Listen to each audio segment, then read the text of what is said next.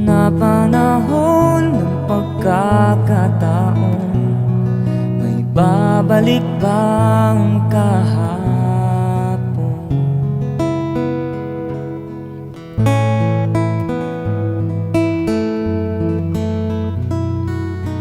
Natatandaan mo pa ba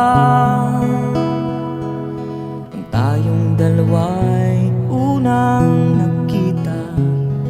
Panahon ng kamusmusan,